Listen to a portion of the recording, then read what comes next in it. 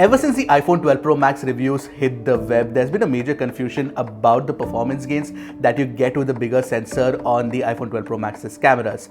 In fact, Apple did make a huge deal about the cameras on the phone, and therefore the reviewers went and tested out that claim first. In his review, MKBHD clearly stated that he couldn't see much of a difference between the iPhone 12 Pro Max and the 12 mini, whereas The Verge straight up called it the best camera phone that you can buy. Nilay Patel from The Verge actually loved the low-light improvements that you get with the iPhone 12 Pro Max.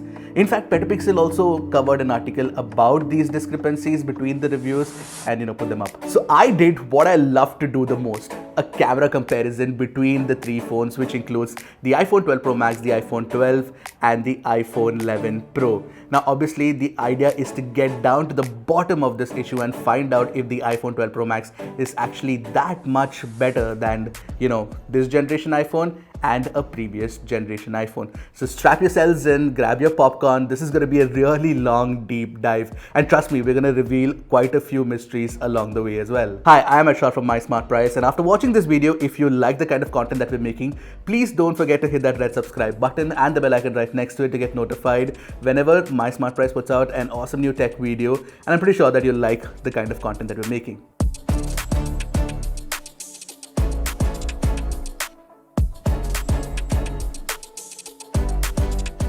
As for the camera specs, on the entire iPhone 12 series, Apple now uses a faster f/1.6 aperture lens, which means better low-light photography compared to previous gen iPhones that had an f/1.8 lens. The iPhone 12 Pro Max, however, has a larger sensor with a pixel size of 1.7 microns. Apple says this makes the 12-megapixel sensor on the 12 Pro Max 47% bigger than the one on the other iPhones in the iPhone 12 series. Plus, Apple has added a sensor shift stabilization, which is similar to the in-body stabilization found in mirrorless cameras.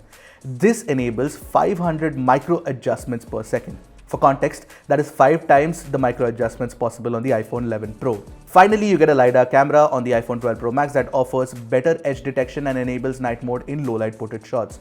So yeah, I'm expecting to be blown away. Let's get down to the camera samples. Since there are so many improvements to low-light being touted, let's take a look at my low-light samples first, and I've tried to include a good mix here. In the first sample, at first glance, you won't be able to spot too many differences except for the fact that the iPhone 11 Pro doesn't look as detailed as the 12 and the 12 Pro when you look at the green share. Anyway, a closer inspection at the bookshelf clearly reveals that the iPhone 12 Pro Max has far better noise control. This despite the fact that the Pro Max uses a faster shutter speed of 1/10 compared to the 1/8 shutter speed used by the iPhone 12 and the 11 Pro. Plus, checking the EXIF data reveals that the iPhone 12 Pro Max was confident enough to shoot the ISO to ISO 640 compared to ISO 500 used by the iPhone 12 and the 11 Pro.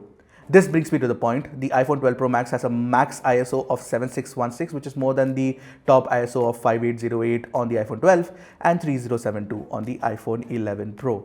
The second sample is a landscape one, and once again we can't spot a distinct difference immediately. Here we can see the iPhone 11 Pro has a pink cast on the building in the front. Anyway, if you peer closely at the two buildings on the rear, you can tell the 12 Pro Max does excellent noise control and has sharper details too.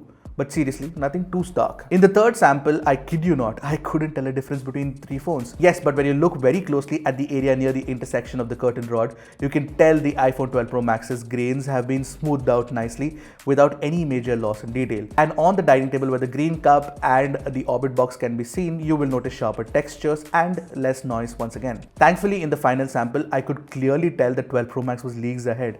I noticed a few things. Firstly, the iPhone 12 Pro Max used a faster 2-second exposure time compared to the 3 seconds on the iPhone 12 and the 11 Pro. In fact, while shooting these images, I noticed that the 12 Pro Max would always use a faster exposure time, and almost always it would be a second lower. The iPhone 12 Pro Max offers the cleanest details with excellent noise control, but this time you can also see that it has the brighter exposure as well. And weirdly, only the iPhone 12 Pro Max was the one that exposed the wall behind the window. Oddly, the iPhone 11 Pro did a better job than the iPhone 12 here. So yeah, with my low light test, let me break down my findings. Yes, the iPhone 12 Pro Max is the best camera of the three when it comes to low light performance for sure, because you get slightly more details and far less grain or noise. But normal users would never notice it or even care for that matter. Ergo, MKBHD was right. Also, most of the images that we took from the iPhone 12 Pro Max look very similar to the iPhone 12, primarily because I believe that Apple is trying to create a true to source night mode look. And therefore, the iPhone 12 Pro Max uses a faster shutter speed because it's more capable compared to the iPhone 12, which uses a slower shutter speed so that, the results can match. Now, since the iPhone 12 Pro Max generally has faster exposure times, it should help with moving subjects in the night. So if you have a kid or a pet in your house, then obviously the iPhone 12 Pro Max would probably take less blurrier pictures than the iPhone 12. Ergo, Nilay Patel from The Verge was right because that was his main point of contention. Oh, by the way, I noticed that the lens aberrations with flaring, blooming and light reflections continued to be a problem on the iPhone 12 series. You can see in these pictures how the green Diwali light specks are scattered all around the plant. So what do you guys think of the low light performance? Let me know in the comment section below. Apple wasn't lying when it said that the low light portrait shots look great. Just look at the samples, and the 12 Pro Max has a phenomenal dynamic range across my face, clean details with no noise and excellent edge detection too. The iPhone 12 Pro Max fired the night mode here, by the way.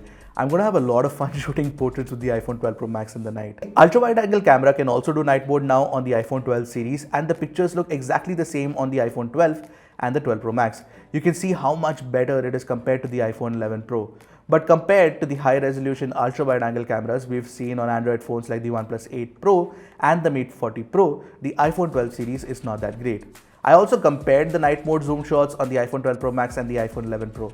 Here's what you should know, and shouldn't surprise you, is that both these phones actually use the digital zoom on the main wide sensors to crop in. Why? Because of the faster aperture and better low light capabilities. Therefore, you can see that the iPhone 11 Pro is actually slightly sharper at 2x zoom compared to the 2.5x zoom on the iPhone 12 Pro Max. Okay, if you're shooting indoors, once again, you will be hard pressed to find any differences until I draw your attention to the plant behind the green chair and how the iPhone 12 Pro Max cleans up grain better with its noise correction algorithm.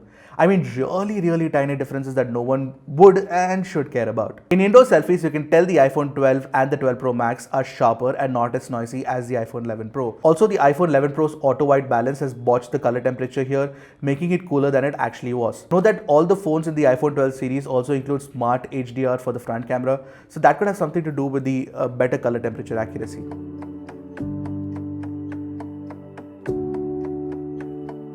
When you have ample light, there are very few humans who would be able to notice a difference between a generation old iPhone 11 Pro and the iPhone 12 series. The major difference, as you can tell from the sample shots here, is the iPhone 12 and the 12 Pro Max offer punchier colors with the reds, blues and the greens enhanced.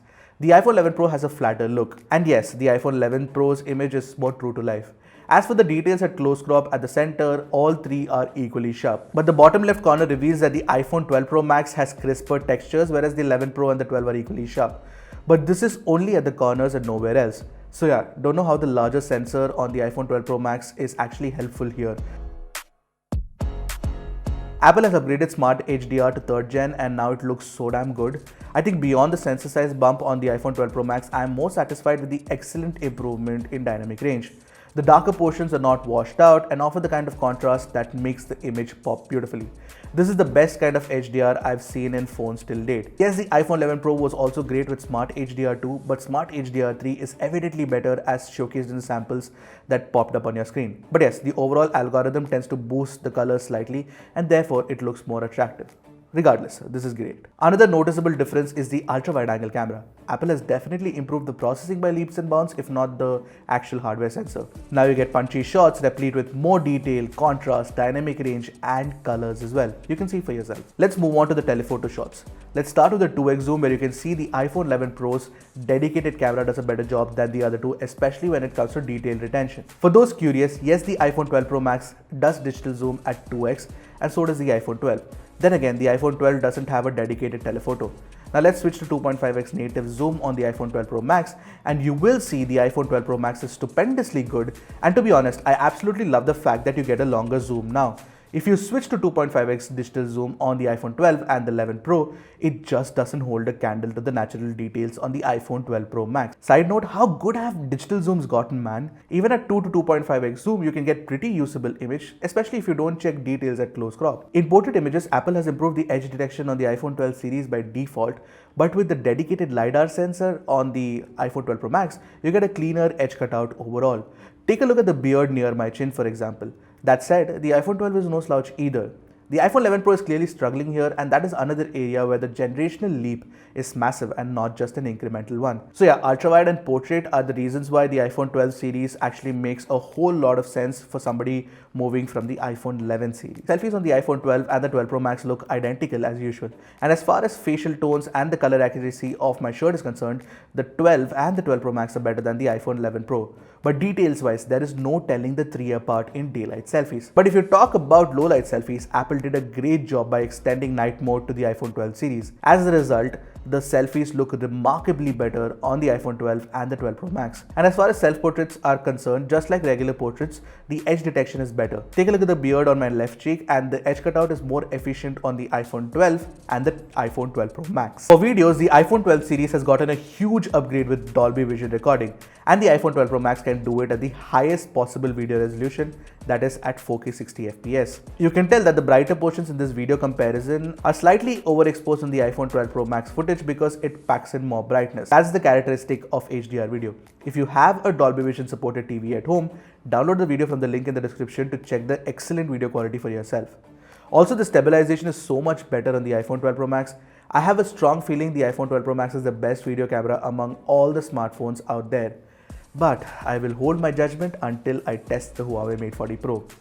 Now, as for 4K 60 FPS video using the front camera, I just couldn't tell a difference between the three, period. Pro, except maybe if Smart HDR is doing a better job, but I still see that my nose is blown out, and you know, the areas around here and here are blown out on the iPhone 12 Pro and the iPhone 12 and the iPhone 11 Pro. So yeah, I mean, let's see what that looks like. I don't see too many differences in quality between the two, and even with the iPhone 12 Pro Max, it should not be any too much better or anything. It's almost similar only.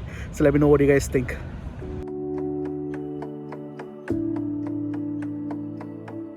Now, what I can conclude after having tested the cameras on the iPhone 12 Pro Max is that the iPhone 12 Pro Max's cameras are definitely the best cameras in the whole iPhone 12 lineup. Heck, this is the best iPhone camera ever made. But is it the best smartphone camera ever? Most definitely not. Now, if you look at the camera setup as a whole, which includes the primary, secondary, tertiary, and of course the selfie cameras, then there are phones in the Android side of things where, you know, you have phones like the Mi 10 Ultra, the Samsung Galaxy Note 20 Ultra, and of course the Mate 40 Pro. All of these are actually, you know, they do offer you a whole lot more.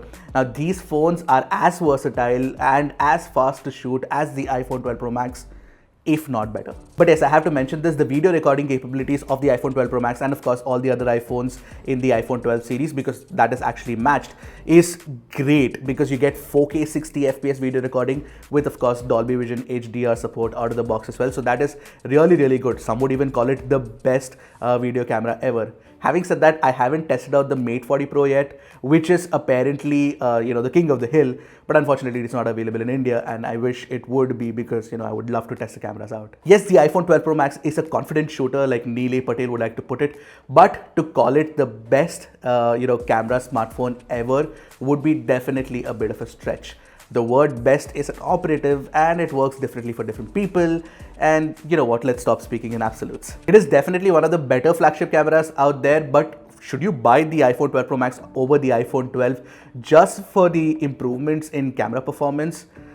I don't know, maybe not just for the cameras at least. And most people would be baffled by you know, the fact that the performance delta in cameras doesn't match up with the price delta. Anyway, the bigger sensor on the 12 Pro Max, the sensor shift stabilization, and of course the 2.5x optical zoom wouldn't mean so much to the end consumer, in my opinion. Of course, when Pro RAW comes around, things could change, but that's again a professional grade feature. So, I mean, that's one thing that you have to consider as well. Now, buy the iPhone 12 Pro Max for, you know, the great battery life that you'll get with it, the big screen, because then you'll get great multimedia performance and of course gaming as well.